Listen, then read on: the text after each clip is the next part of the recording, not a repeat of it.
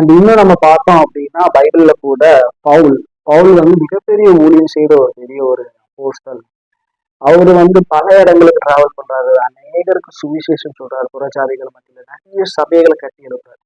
So இன்னைக்கு நம்ம பவுல் மாதிரி ஊழியம் செய்யற நிறைய ஊழியர்கள் நம்ம பார்க்க முடியாது, இருக்கலாம். பட் வந்து மிக அதிகமா ஊழியம் செய்யறது வந்து என்ன அப்படின்னா ஒரு பவுல் தான். ஆனா பவுல் என்ன சொல்றாரு அப்படின்னா, தன்னுடைய கைகளினால வேலை செஞ்சேன் அப்படின்னு சொல்லி தான் சொல்றாரு. அவர் வேலை பார்த்துட்டு தான் என்ன பண்றாரு அப்படின்னா ஊழியத்தையும் செய்கிற ஒரு நபரா இருக்கிறாரு.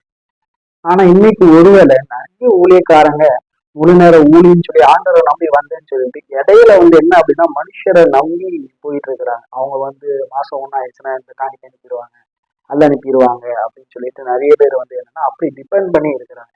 இப்படி இருக்கிறத காட்டிலும் பவுல மாதிரி வேலை செஞ்சுட்டு ஊழியம் செய்யறது ரொம்பவும் பெட்டரான